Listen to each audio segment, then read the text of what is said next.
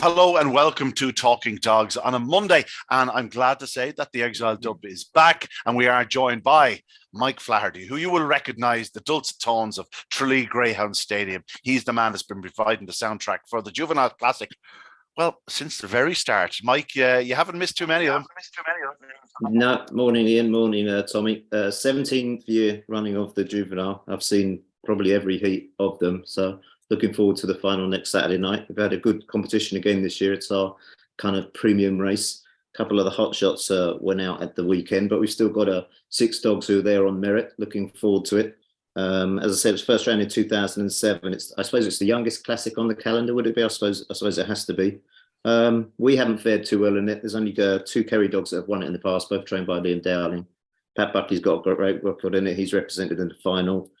Owen McKenna's won it 3 times. He hasn't got a finalist this year. But they were instant packed the semi-finals, which I'm sure we're going to talk about. They certainly were. They certainly were. Tommy, first, before we start talking about this year's competition, it's safe to say that it's always been a top class competition since it started those 17, 18 years ago.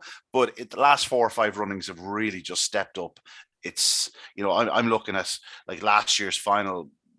We saw We Can Dream win it, but the likes of Coulivanny Hoffa was behind the previous year, won by Sing Along Sally. What a star she turned out to be. In 2020, it was won by Ballymac Wild, who went on to win another classic. The Shelbourne Open 600 was a star of epic proportions. He was there each night, every night, it seems, in every single classic. What a star he was. In behind him, the likes of Glengar Bale and future English Derby winner Dear Jet Sydney. Go back even Two Maker Daddy's year, it looked on paper slightly weak enough final, but Burgess Books was knocked over in the final when the 2-1 favourite. He's turned into a top quality sire. You go back to the likes of 2018, what a year that was, won by Ballymac Bulger, who's turned out to be an unbelievable sire.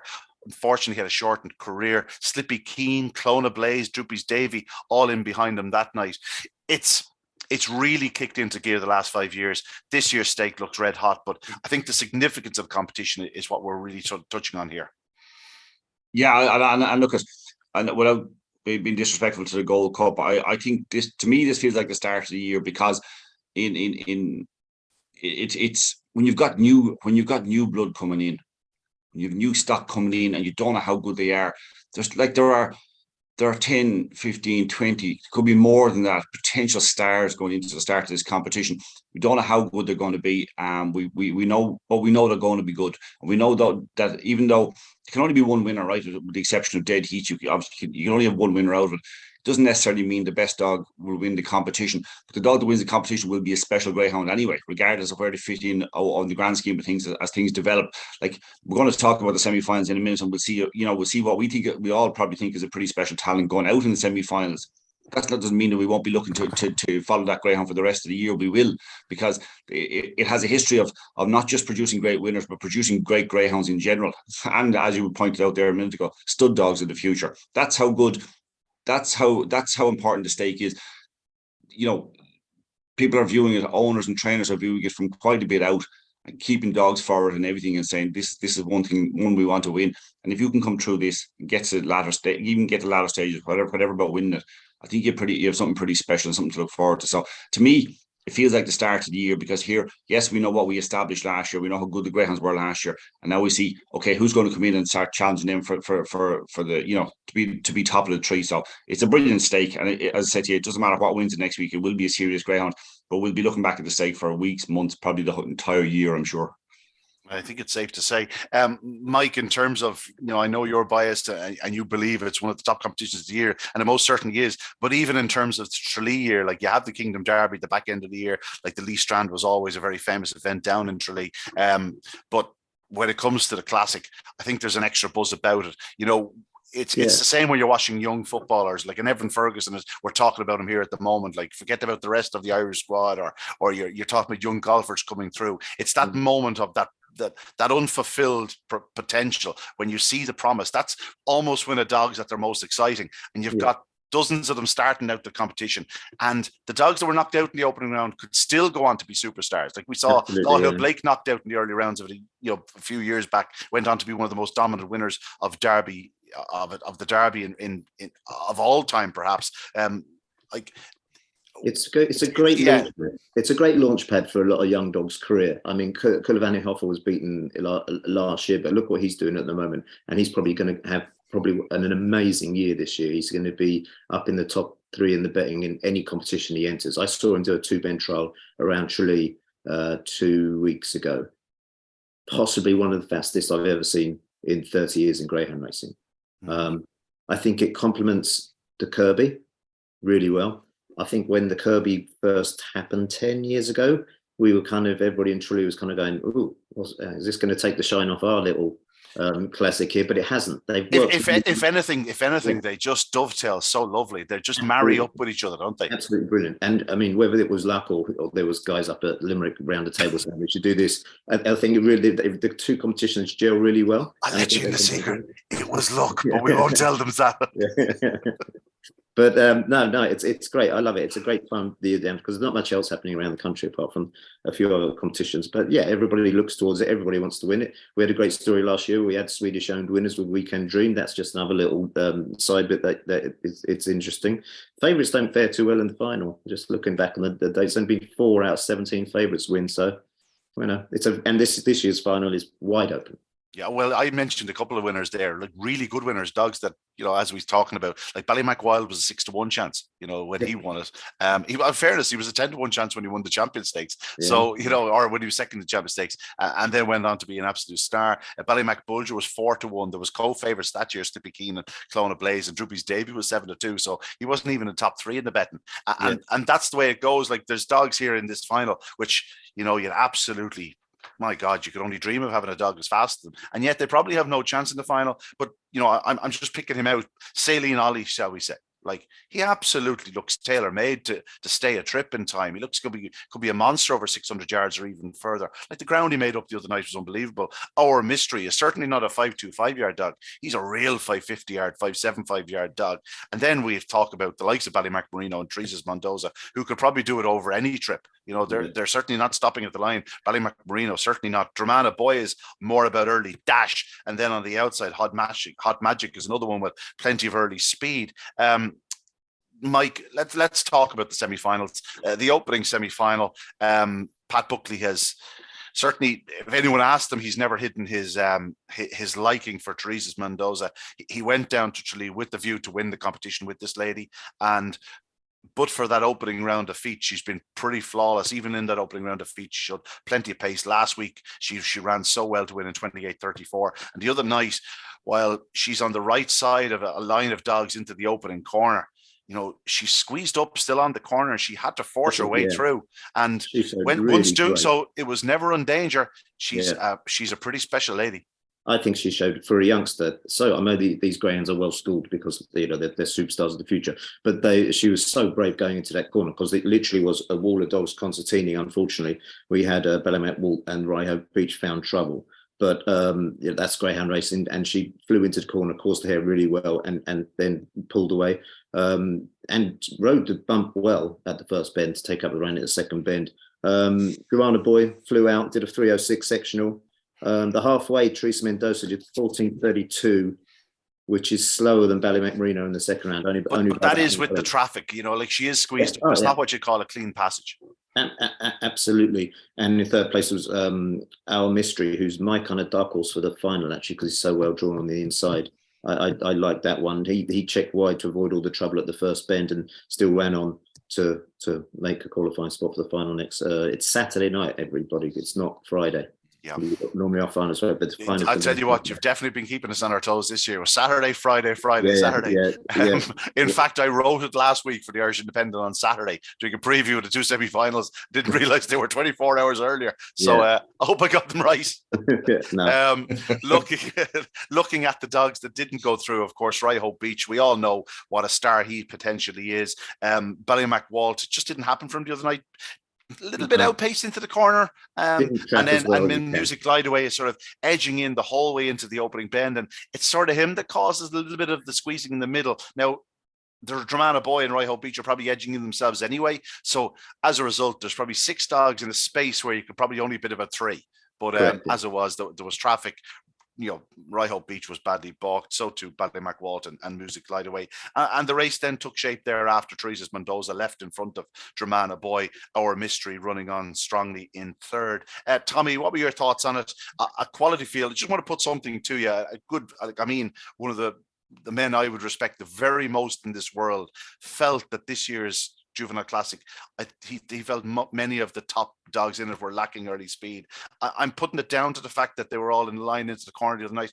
I don't subscribe to that. I think there was a lot of early speed in the race, and I think that's why it was so tight into the corner, rather than there was a dog with blistering early speed that, as opposed to others. I personally think they're a very, very good bunch, especially this opening semi-final. Yeah, it's a difficult one, and I'll tell you why.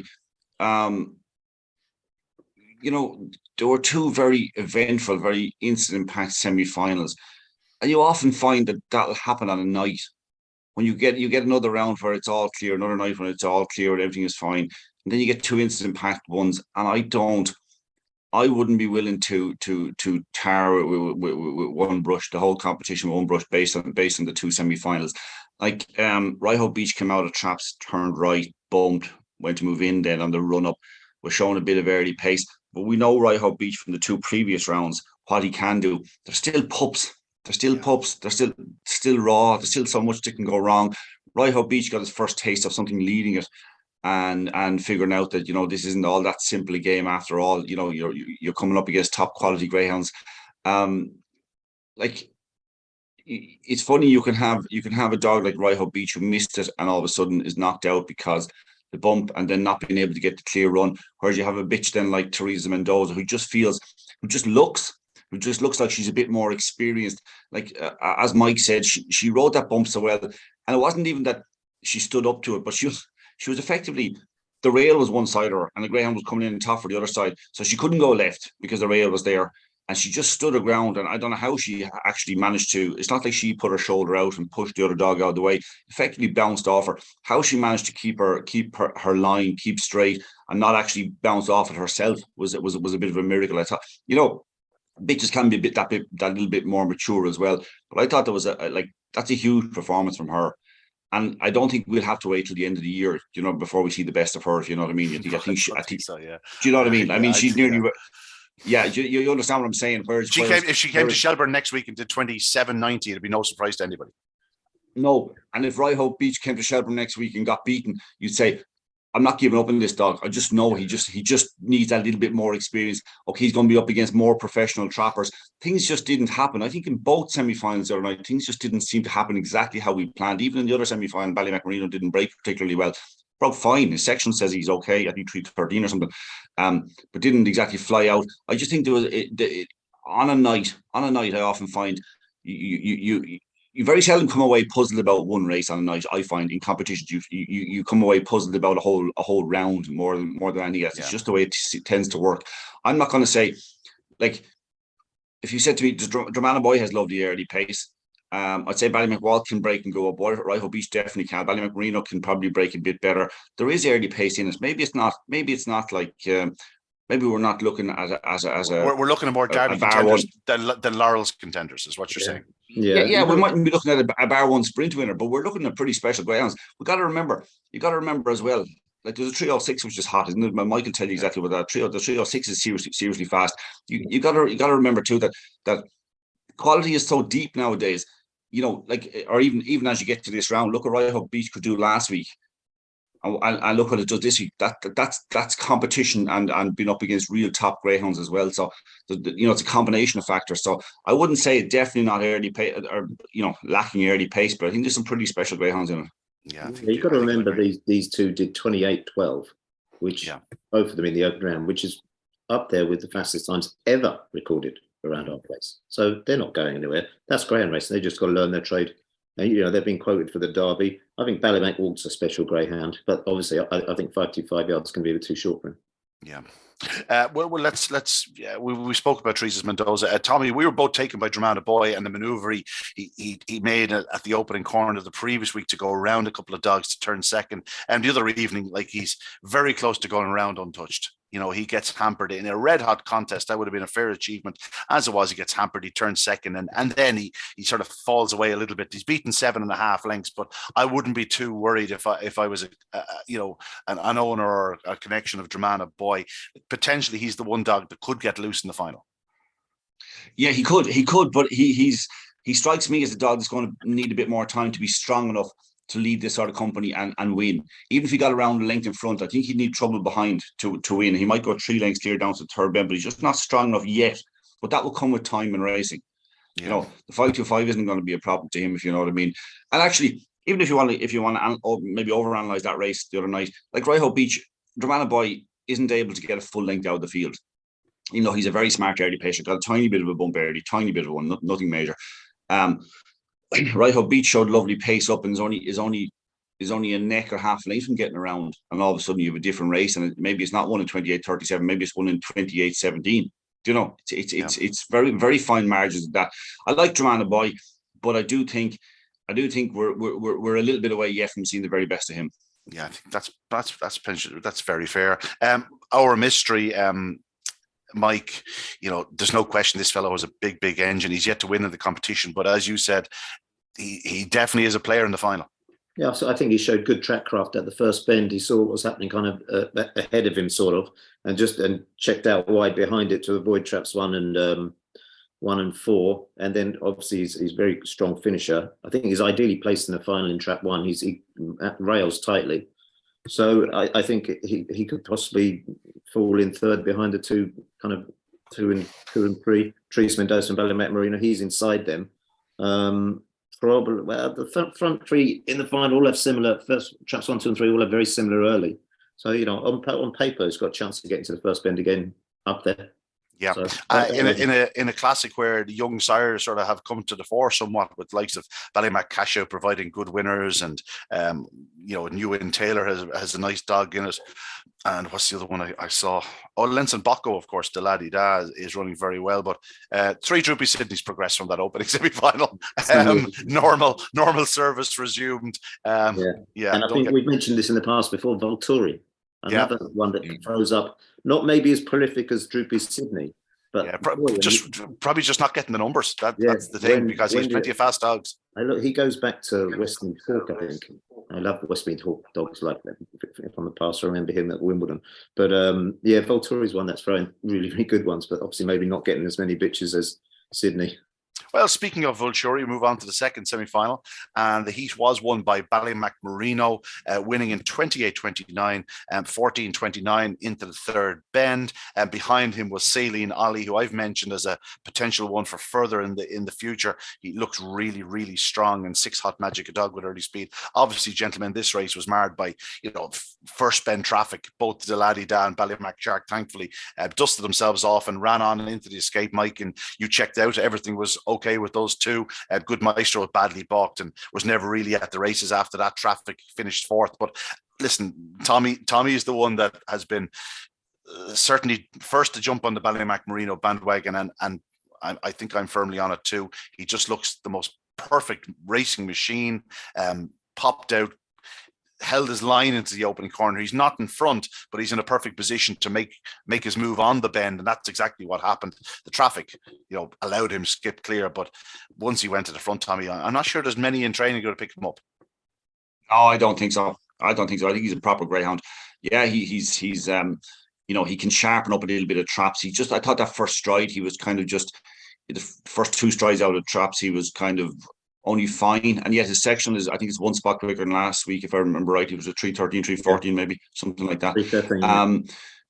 I actually thought, because watching the race, I thought it was a bit slower, a nice bit slower than it was. It would actually encourage me to think that there's a bit more there in the sharpness of traps. I think he's got lovely pace into the bend, and that's what might win the final for him, because he's got. We'll talk about the final in a minute, but I think he has everything you need in a greyhound at the moment. And if you watch it to the escape, like Celine Ollie is a dog you like a lot, and I always have a lot of respect for you. Picking out stairs, because it seems to be a thing that you just you kind of have to a T, to be honest. For since we were kids, you'd always be on about picking out stairs from a long way away. But if you watch the escape, Sailing Ollie isn't getting, and I know they're pups, and I know it's early in their racing careers, and they're not finished yet, they're nowhere near finished articles. But Ballymacmarino is not coming back to the field whatsoever. Do you know what he reminds me of? He reminds me of Ballymac Wild somewhat. That sort of get on the bunny and just go. Just keep going and going and going. And he won a Shelbourne Open 600. Probably a bit stronger in his youth than he was later on. But I tend to think Ballymacmarino will certainly get 600 yards with consummate ease. He's the only finalist unbeaten as well. He's shown, it's not prolific improvement through the heats, but he's gone 28, 48, 32, 29. So he's finding it a length and a half every week. So you've got to think, if he hit the front by the first bend, Sally Nolly in the semi-final, he was last at the split. There was that little bit of crowding at the first bend and bumping, and he just slipped through, saw the gap and thought, I'll have that, and went through there. Can he improve 5 lengths on Ballymacmarino? I don't think so, but he'll be certainly staying on. It was unfortunate what happened in the semi-final, but when you're commentating on them, you're trying to obviously do the commentary, but you've got one eye seeing that the dogs are up and okay, and they all stretched out really fine out, and they finished the race perfectly. Hot Magic just doesn't get the trip, does he?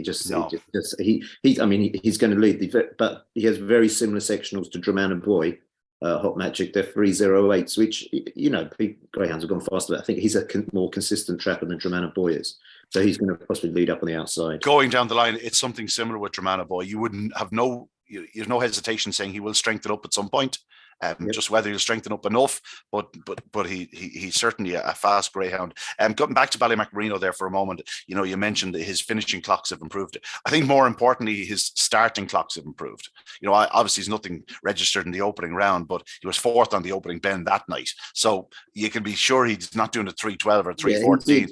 He's done 3:14 the previous week, 3:13 the other night. If he does a very conceivable he could do a 3:07, 3:08, and all of a sudden there's the guts of a length found. You know what I mean? And if he's doing a 28:20 on the bunny, forget about it, lads. It's middle pace. It's his back straight pace, isn't it? And the back, the halfway clock was 14:29 for him in the semi-final. Got to get these sectionals in the race card if we can do it. Ian, you can use your influence with the powers of the thing. It would be. I don't understand why they spent all this money on halfway sectionals and they're not appearing in the race card. It would be great. It would be really good, especially for sweepstakes, graded races and stuff like that, maybe not, but for sweepstakes, I think it's really important. 14:29 Ballymac. I actually, funny enough, I see it as a reward to those that go to the track.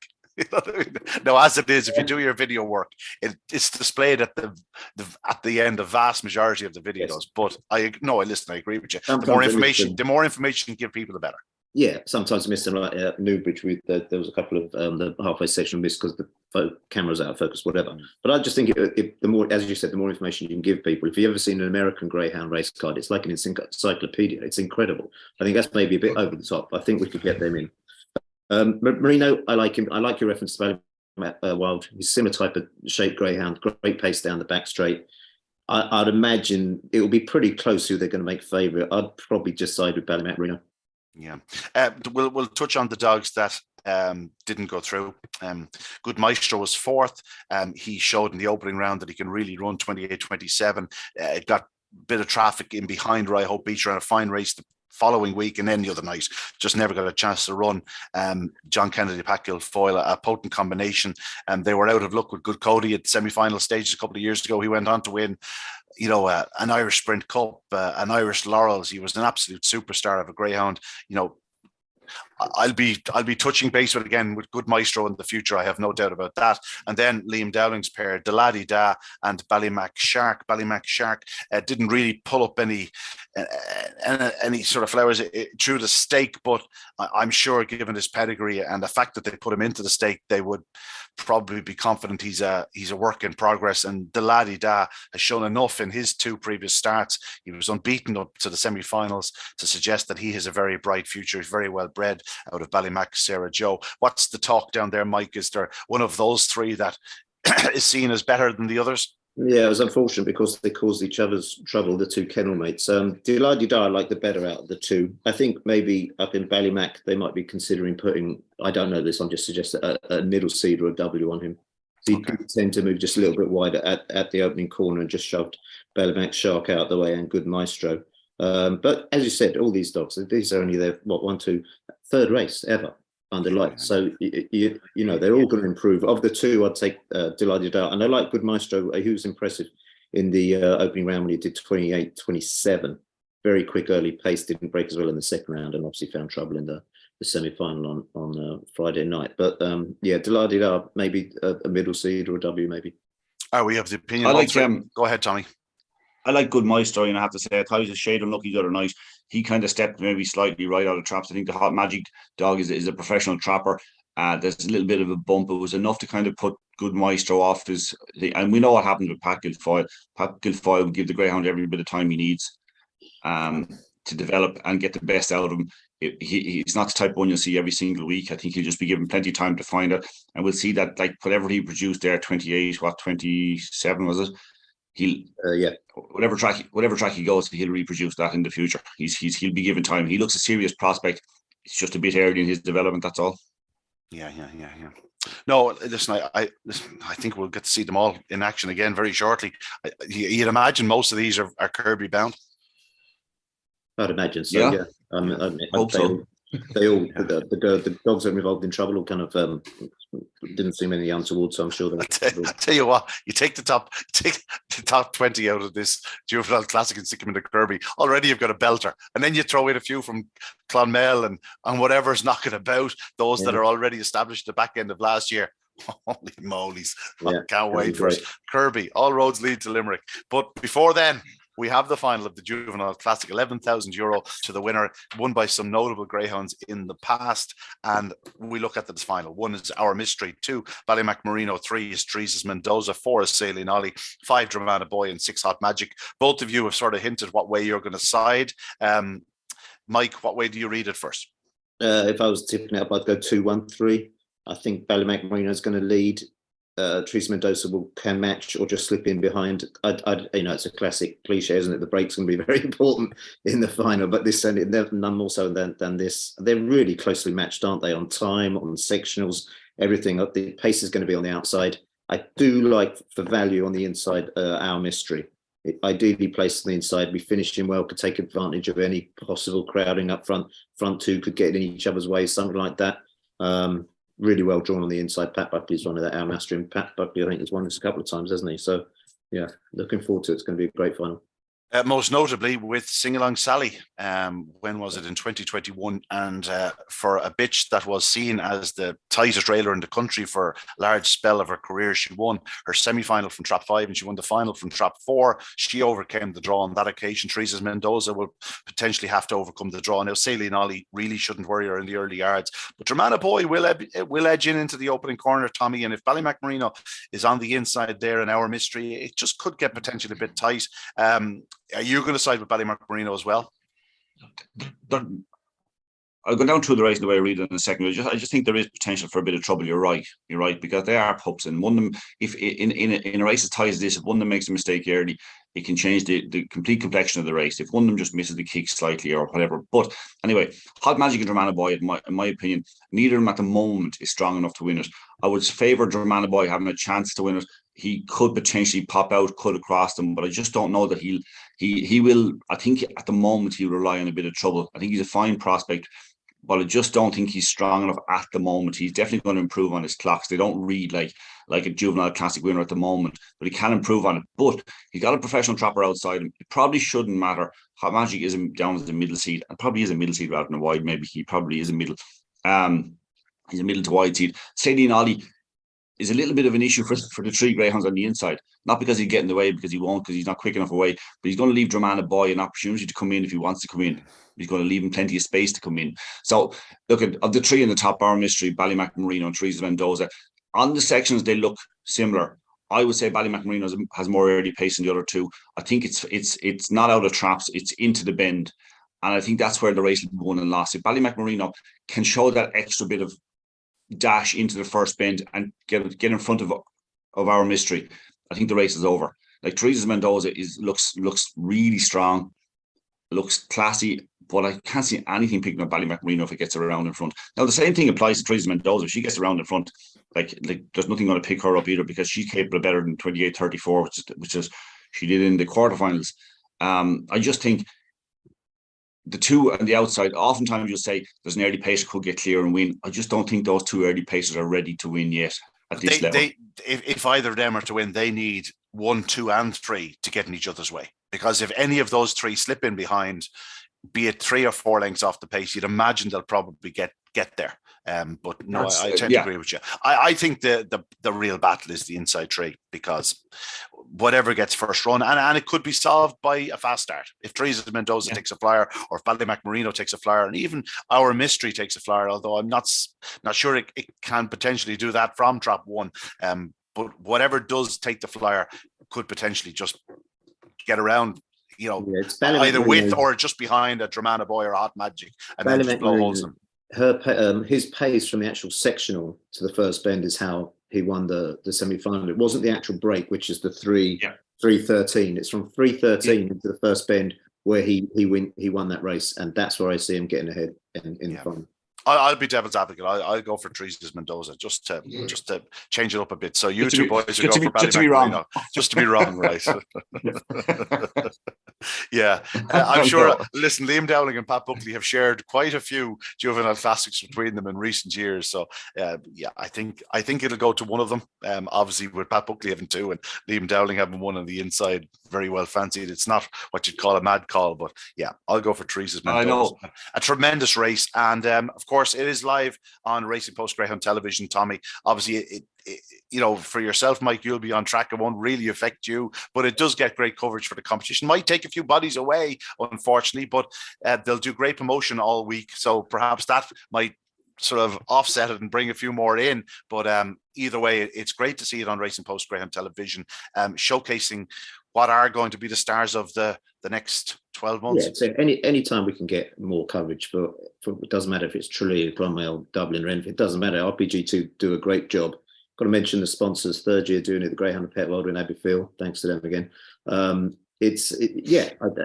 TV just adds a little bit more. You're amazed how much people like having a camera shot in front of them. I mean, if you stood still for long enough, you got an Well, I'll tell you what, with Robert Patterson on site, they'll certainly have a chance, because he'll interview anything that moves. That's always been the case. And he'll ask them the awkward questions. That's what I like about him. I'm too nice. He'll ask them straight out.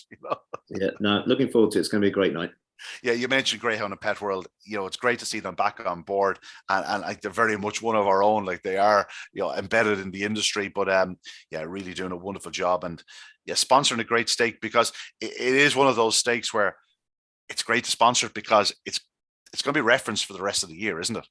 Yeah, everybody draws it back to this. This is the start, really, of we're getting into the really busy time of the year now, heading into the summer, the spring and the summer. And plus, they're getting coverage across the whole of the UK. So, Yeah. And I'm sure the likes of Pat Buckley and Liam Dowling and whoever else are involved still will be bringing down a few open racers, hopefully be a decent undercard as well. So if you are in Tralee on Saturday night or down that direction, well, why not journey to the Kingdom Greyhound Stadium, because it should be a very, very special night indeed. Gentlemen, busy weekend. Not what you'd say like the Easter Cup is still a couple of weeks away. We're after finishing the Gold Cup. The Kirby's still a few weeks away. So, outside of the Juvenile Classic, we're sort of moving around the tracks a little bit. Certainly one competition of real significance is the Brownstown Tango and Newbridge Track Supporters Open and raced at Newbridge. This is a competition won last year by Six Akina. She ended up being a real star across the water, winning the English Oaks. She was nominated for Bitch of the Year over there. The likes of Susie Sapphire took this in as her first stepping stone. Others like Droopy's Curio, who holds the track record down there, Unlock, and so many other real stars began their career down at Newbridge in this competition in recent times. And a good crop on Friday night. Mike, you took a look at these. I got the impression from these heats that there were 4 or 5 in defeat that will improve considerably for a better draw.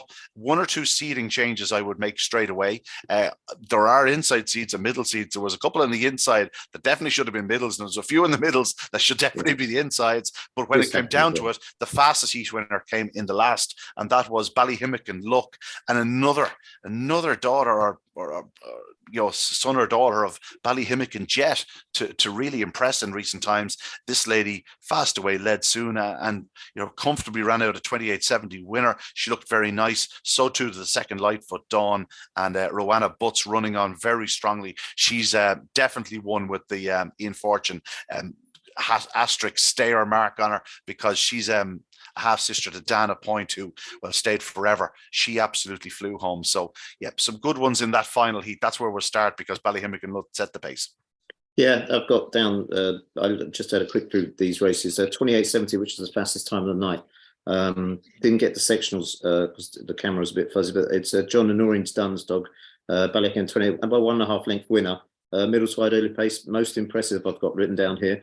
Great pace all round the first and second bends. Flew round for a youngster to run the first. This is their first runs, isn't it? This round. Yeah, this is an unraced stake. Yeah, I got him as I heard the most impressive. In the second heat, are we going to go through each heat? But let's go. In the second heat, Boilsport Coco, who had a name change. I don't know what the dog was called beforehand, but Boilsport Coco I've got as being very impressive. As a Dolores Root Dog, qualified in 28.66. Now did 28.95 with sectionals of 0.99 and 17.54. I wouldn't be that up to date with Newbridge's sectionals, but that looks pretty good. Mabel, never look back. 28.95 off the bunny. She's 99, 17.54, as you said. Did everything right. Strange that she qualified in 28.66 in a solo and effectively had a solo the other night, and she's nearly 4 lengths slower. So that maybe suggests that the track wasn't flying. Now we are in the middle of a cold snap, and Newbridge, as Tommy will sort of attest to, it's like Navan Racecourse. At times, it's potentially the coldest place on the planet. I don't know what it is about Newbridge, but my God, it can bite you. And maybe it was cold there the other evening. I thought Let's Go Bubbles ran very well in second spot. Obviously, she's a half sister to Susie Sapphire, second all the way. But I have her down losing ground between the second bend and early in the back straight, sort of maybe took a false stride or something, but she closed into the third bend. She stayed on well, and I have down that she'll improve considerably. And I think the bottom, Oriental Queen, I'm not sure about the wide seed now, to be honest. I think she's going to be useful. She showed loads of pace down at the third bend. That's the second heat. He ran a bit green, I think. I've got wide 4. Would have got a lot closer if she didn't move so wide off the final bend, but a little bit of greenness there maybe. They gave the going as normal on that, which I know, yeah. Well, that's something's doing 28.70. It's hard enough, especially with unraced dogs. You can't really gauge them. We'll start with the opening heat. I thought Sunshine Zoe was a very impressive winner. Mike, she went up fast. She led soon. Now she was headed into the corner by Sizzling Flame, who showed terrific early speed on the outside. Interesting to see a Black Magic Opal running in Ireland. Showed great early speed in the outside, Sizzling Flame, but couldn't hold Sunshine Zoe, who came back to lead. Where did she lead? She led in the run in and ran out a good winner by a length and a half in 28.91. Sizzling Flame second. Burgess Ann was a real eye catcher in third. She's a middle seed. I'd be taking that seeding off her straight away, all the way into the opening corner. She's cutting inwards. She was forced to check it between sort of the last two bends when she was flying. I have written down just asterisk, go quicker and potentially much quicker. They're a nice group. Yeah, this was the most competitive heat of the lot. It was a good racing, actually. Killpipe Lassie on the inside doesn't need to be on the inside. That was one of the ones that moved off. And as you said, the other one flew towards the corner. Burgess Annie took the eye coming home. It was a great race. And I like the determination the winner showed, Sunshine Zoe, because she led and then was led by the Sizzling dog, Sizzling Flame. Did a 17.57 to halfway, Sizzling Flame did. And then she came around and took it up on the outside. So only won by a length and a half, 28.91. Which wasn't the fastest, but all those can improve. And with Burgess Annie being the one you'd kind of be, she was flying at the finish. So they're all improving game. But I like Burgess Annie. Sunshine Zoe showed good determination to get up. I liked the winner a lot. Tommy, did you get a chance to glance over these at any point? Does anything caught your eye? Yeah, I did. I tell you what you, the lesson you would learn from it is that in the first round, especially when you have very little to go on in trials, in the first round you just don't know where the greyhound is going to be seated. Like I would say, the last winner, the Ballyhimkin bitch that won the last heat. She's a pure middle and ran a pure middle line as far as I can see. I was going to say I've written middle, simple as that on the card. That's where she wants to be. Trap 4 is probably her box. Yeah, and she could, and you know what? 3 races time she could be a completely different bitch, but that's just young greyhound for you. But like she ran an absolutely perfect middle line, and then you were saying with the dog that you thought was in 6, and then went in and did this. Then it was coming straight off the last bend and probably cost the runner up a little bit of cost. You don't know where they want to be, as you say, but I tend to work my seedings on the race to the opening corner and around it. First bend, yeah. But that's where you have to, because that's where most trouble is going to be. And what we're trying to do is avoid trouble or get clear run races. You can't say, well, the dog runs the rails all the way around to the third bend and goes straight off. You referenced the dog last week, the most natural starter of all time, Clover Hare. Yeah. And a dead railer until he got to that last bend, and he was in trap 8 off the last bend every day. Yeah. Let's go on. Begin to tire a bit too, but I like the performance of that Boy Sports Coco, and of course the Ballyhimkin. And nice Derek Kyo's being the Slaneside Poppy, and of course the Ballyhimkin, the Duns themselves having that. So it's like, as you said, Ballyhimkin just seems to go under the radar a little bit as a sire. From I'd say about 6 litres. He's thrown some absolute flying machines. Yeah, some really, really fast greyhounds. He's a talented dog himself. Let's go to Heat 3. It wasn't won in a very fast time, but I thought there was a couple of eye catchers in it. The winner was Ballymac Rachel. She broke well, led early. No, she's very well bred. She's Ballymac Cash out of Ballymac Scala. We saw 1 or 2 of her brothers running well down at Tralee. She's not for Liam Dowling. Ballymac Scala, of course, is also the mother of Ballymac Cooper. So plenty of breeding there.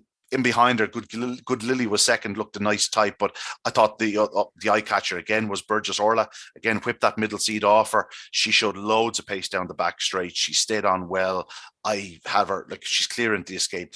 Okay, that sort of aided by Good Lily and the winner sort of getting tangled up. But Burgess Orla, I like their attitude. I'd certainly be taking off the middle seat. Yeah, I've got to finish very strongly on the rails, underlined 3 times, must have inside. Yeah.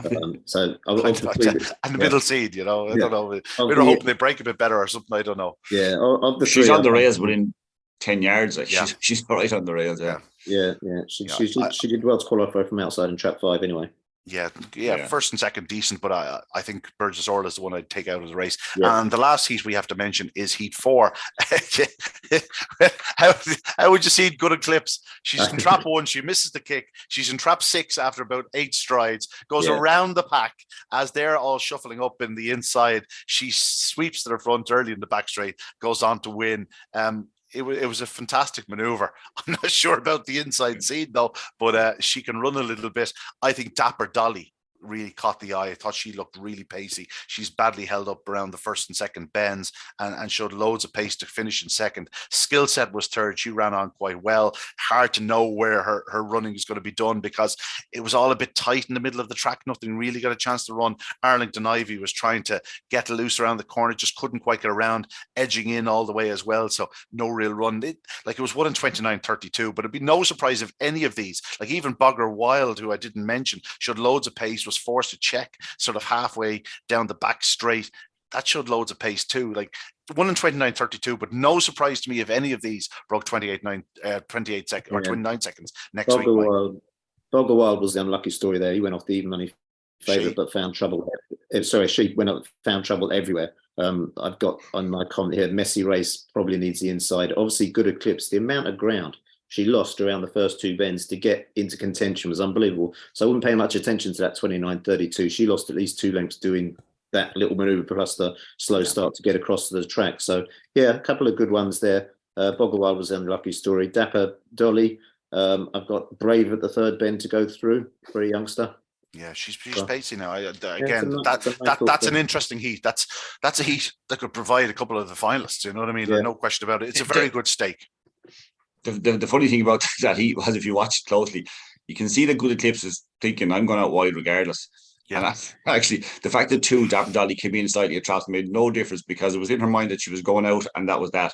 What I liked about the performance, really liked about it, was that when there was scrimmaging inside and she went round the outside and was right upsize them, the skill set stayed with her down to halfway. So, if you were getting there by fluke or by trouble inside, that's where you get caught out again. But from halfway to third bench, she quickened up so smartly, good clips. I like that performance. I like that. I think there's more. I think it's even worth more than the fact that she got a bit of luck to get on terms, not in front, but get on terms. So yeah, she's classy. It's a good stake, no question about it. I would expect some very, very much improved performances next week, and I think we could be talking about these for a while to come. Plenty of fast females around, as we've said once or twice in the past. Tommy Trouble won the Cork Cup the other night, 28-47, by avoiding the trouble. Yeah, and by again using trap one to its absolute. If you've got a good trap, make the most of it, and did. Yeah. And fairness, Galloping Tulip ran a fine race in defeat, and Seamus Marshall is a good stayer back in third, and they both had every chance to get there. From quite a bit of the way out, they had a chance to get there. So Trouble actually was brave, as well as using the line very well. Was very brave. I thought it was a nice performance. Yeah, the Cork Cup is obviously sponsored by Time Greyhound Nutrition, and nowadays it's an A1 competition, but it's a true A1 competition in the sense where every one of them is very capable of doing a 28-50 or 60 sort of run, and as a result, the action is very competitive. Well, I would say that there's $4.5 to the winner, and when you have that sort of money in Curraheen Park and the type of track that it is, you get serious early pacers trying to make the most of it, and hence they can actually figure in the laurels. It's an A1 stake, yes, but they can, if they got that early pace, that they can actually compete and win this competition. There's not a huge the difference between going from traps to the first bend in this A1 at this level is there's not a huge difference. You'll find the bit of class down the back or the bit of class home might be the difference between it being the laurels dog. But in terms of early pace, generally what will happen is you'll have dogs that won't be far off laurels quality early pace. Look at this mightn't be the best example of it because the sixth broke together almost, and it took a bit of a battle, and Trouble had to use the inside line well. But in general terms, I would say that if you're going to win a competition like this, you've got to be verging on laurel standard, or certainly open class standard Curraheen. Yeah, no surprise you see plenty of these turning up again at the laurels later in the year. Galloping Sydney was so impressive in the undercard, Tommy. He's turned into a proper greyhound. Like at this moment in time, if you had to name one for the laurels later in the year, he'd be right on the tip of your tongue, I'd say. He would, yeah. He's got buckets of ability. Galloping Sydney was he ran there last year. What did he do? I'm trying to think back how far. Or it's finally finished. He started his career down there, and he showed loads of speed. He was out. Yeah. He was outsider in the final. Yeah. But it was a desperately tricky final, as we'll talk about. It won the dogs in the final in a moment. He's a dog that I think I couldn't figure out. I couldn't figure out from 1 week to the next whether he was definitely going to break. Yeah. That's what I was. That's kind of what concerned me last year. I thought there was times when he absolutely flew and was most impressive, and these huge sections did 3:23 one night in Cork, which is blistering stuff. But I wasn't sure for certain that he was going to win or lead a lot of nights. So, but he's in fine form now. Just hope he keeps it. He can keep it throughout the year. Yeah. We'll move up because, obviously it'd be remiss of me not to mention Shelbourne Park. That's my home. The final of I'm not going to call it all out, the texture entries to 08, whatever it was. Let's just call it the mini open 5-5 final. Went to Mill Road Bulger. Really nice dog for Michael Donnelly. Michael is doing great work with limited numbers in recent times. He's a very promising young trainer. Keep an eye on him. Mill Road Bulger, really nice greyhound. When it comes to top class, to top grade, he's probably just going to be a yard short into the opening corner, but he's certainly a dog that can win plenty of races in the coming year. Be interesting to see how he develops. He's still very young, but I think the real talking point came at the end of the card where Swords Rex and Callaway Pro-Am returned from a little bit of a layoff, and both were so stunning in victory. Swords Rex, Tommy, 27.99. I had him. I said in the report something along the lines of he showed no signs of coming back to them, yet his stride did shorten on the run in, and he does 27.99. That just sort of sums up the greyhound. He was doing an unbelievable run to the third bend. He was doing an unbelievable run to the line. Don't get me wrong. What a greyhound. Yeah, this is kind of imperious, this type of performance. The way he flew out, the way he was able to lead proper greyhounds and leave them for dead. Like he's 4 lengths clear, like in no time at all. He's pure quality. It's just, it goes to show you in greyhound racing how much you need to go right. Yes, he's won stuff right, but like, in the Derby, it wasn't the right time for him. He wasn't ready. Things weren't right. But God, what an addition he is to any competition he's in at the moment. I mean, like you had Raham Murphy, you had another Holiday who was a fantastic early pacer in the race. Yeah, he'll have even more difficult, tasks down the line. But Jesus, this was electric. And I did say, and this wasn't being unfair in the Gold Cup, but like you know what I meant when I was saying about there are greyhounds that are just beginning to come back out again, and that had the Gold Cup or a similar competition over 5-5 be 3 months down the line. Imagine what the quality of the competition would be. It'd be phenomenal altogether. Yeah, Mike, Swords Rex, just imperious. This was the impressive. This was the run of the weekend. I think 4th time he's broken 28 seconds. He's done it twice in HQ and done it twice in Clonmel. 23 lengths covered the field on Saturday night, and it's absolutely his pace into the bend was just incredible. That's why he won the race. I mean, 4-5 looks good now, doesn't it? When he went off, I suppose the problem was like he hadn't run since the Laurels final. That was his first. Now he'd had a trial in each of the previous 5 weeks. He had a couple of sprint trials. He had 3 5-2-5 yard trials, and while he trialed well, he was doing 28:40 and 28:33 or something like that. Like, he had 27. He had 27:79 in his card from last Derby final night. So you don't know like whether he's still fully tuned up. Like I know trials are trials, but there's no substitute for racing. When you see a dog on their outside and they're going to traps with dogs and they go, right, I have to put the foot down here. By God, he put the foot down. He does 15.74 to the third bend. Yeah. I would say since that clock went in, maybe 3 or 4 dogs have ever gone faster. Wow. That's and 27.99. It just sums it up. But you'd assume it's Easter Cup. Yes, I was just about to ask, would his target be the Easter Cup? Oh, you'd assume so. Like he is a real, like he's not like, I know I said he tied up a little bit of the night, but that's understandable. In this first time really using up nervous energy against dogs, like he's bound to come on for the run, which is scary. Let's move on from Swords Rex because we could literally stay here just throwing superlatives for the next 2 hours. But go on, Tommy. You kind of just have to keep going with him now and kind of build him up to his very best. You can't. I don't know if he's a dog you can wait in the Derby. If you consider, I think we all know his targets. I'm sure Easter Cup is going to be there, a race or two, and then Derby. No, but what I mean is, right, from the Produce Stakes last year, right, and even though he did clocks along the way, from the Produce Stakes last year until now almost, he hasn't been the greyhound. He hasn't been the greyhound we saw before that. And whatever, it's just taken a lot of work, even in the Laurels, and he got to the Laurels final. If you think about it, he was a 9-4. He was 9-4 favorite in that field. Whereas if he was doing the 27.80s and like he had been doing, you'd say, well, this fella's got to be extremely short. Yes, he's put in the big runs along the way, but he wasn't doing it consistently, and you didn't really know what you were getting with him last year. I remember going to that Laurels. He had an issue before the Derby. You look at a trial, he did like a 29.20 for 5-2-5 in Shelbourne or something like that in his card, and it was clearly a race back for the Derby. And if you look at his card, I think he's a dog that needs work. And I think that's why he's trialed 5. When have you ever seen Graham Dowling or Graham Holland trial a dog 5 weeks in a row? He's clearly a dog that just needs lots and lots of work. And like, who's to say in 3 weeks' time he couldn't be going like we're talking 3 weeks' time he could be, obviously he's not going to be in a 5-2-5, but we could finally be talking about something that could get close to Paradise Madison's record.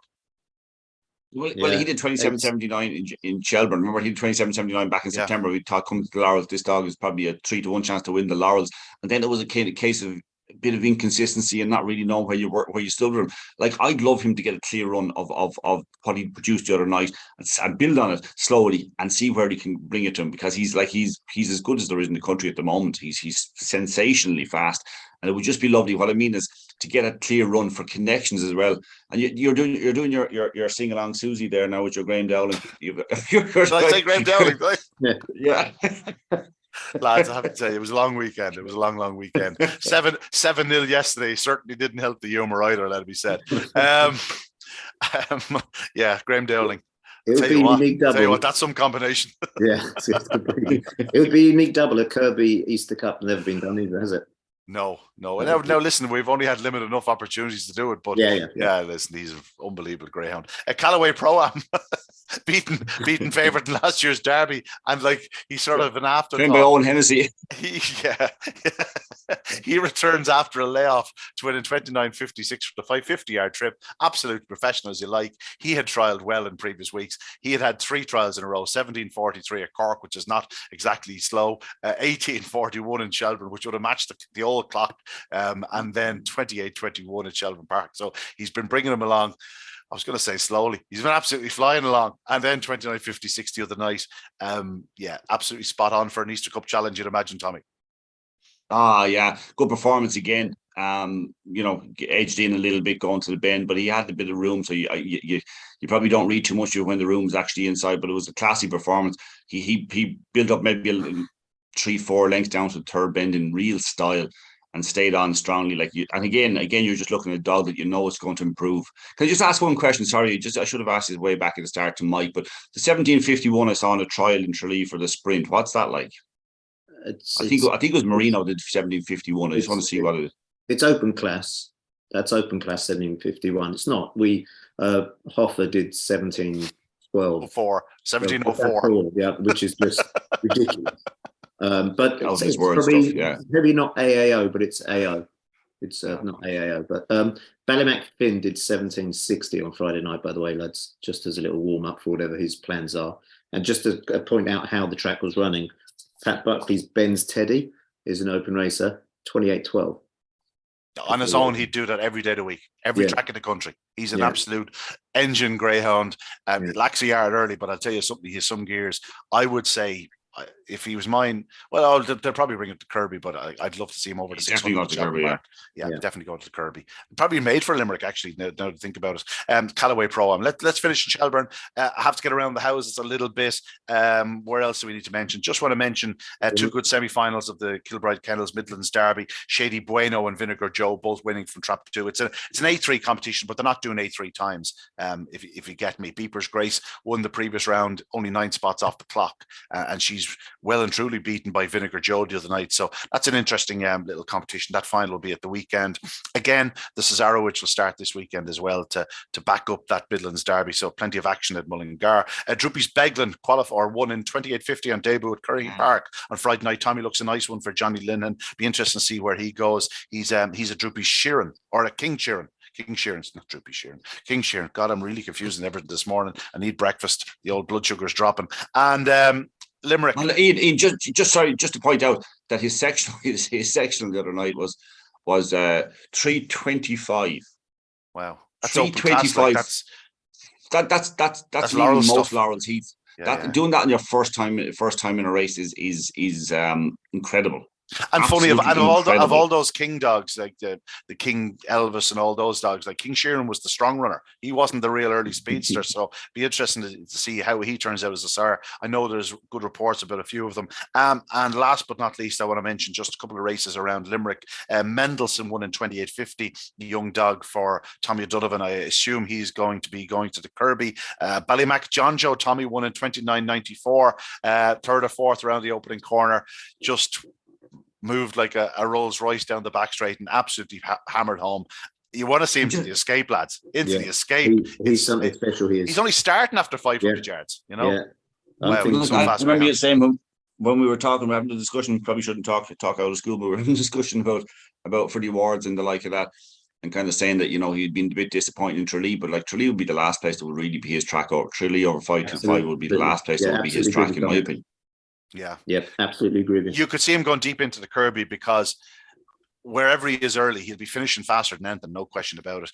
But last but certainly not least, we have to mention at Limerick, the 5th race in the card was an unraced one-off. It was won by a dog coiled. Have we worked out, is it Boyle Sports Razzle or Boyle Sports Dazzle? I had Razzle written down. Huh? I've got Dazzle written down. But... You've got Dazzle and I've got Razzle. Either way, he's a fast greyhound. This was the dog that trialled at Shelbourne Park as Razzle Dazzle Azure. And he's Dazzle, you're right.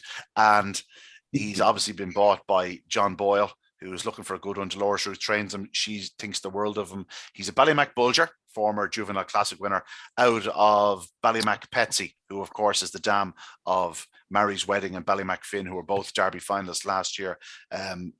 By all accounts, I believe there's a number of them that are very fast, but if any of them are as fast as Boyle Sports Dazzle, well, you have something to look forward to. This fellow, absolutely thoroughly professional, both in his trial, which I saw, and this debut run. 28-28 off the bunny.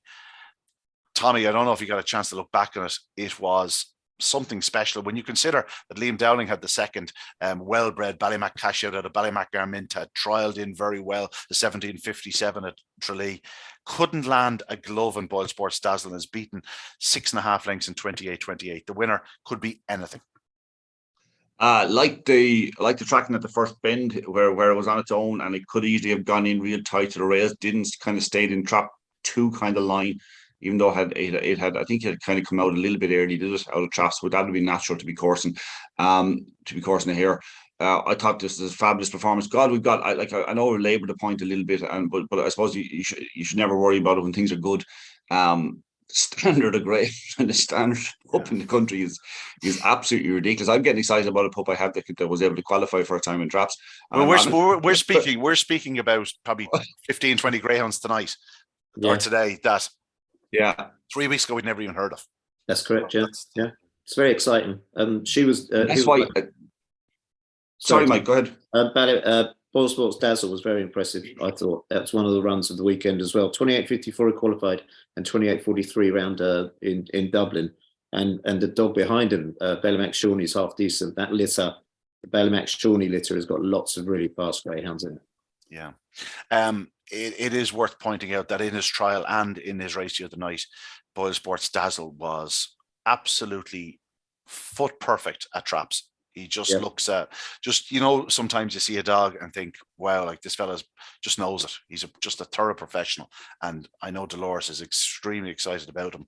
And when Dolores gets excited about one, it's probably worth paying attention. Another dog I haven't mentioned was Highview Stage, won the Conor Lanny Kirby Memorial Trial Stake at Dundalk, winning in 28.54. So more young talent to look forward to. It's going to be an unbelievable Kirby. Before then, we have the final of the Juvenile Classic, sponsored by the Greyhound Pet World, beyond Racing Post Greyhound Television on Saturday night. You'll be hearing the dulcet tones of Mike Flaherty, who believes that Ballymac Marino is the dog to beat. So too does Tommy. I've gone for Teresa's Mendoza, but a wide open final. Anything else on your mind, Mike, before we go?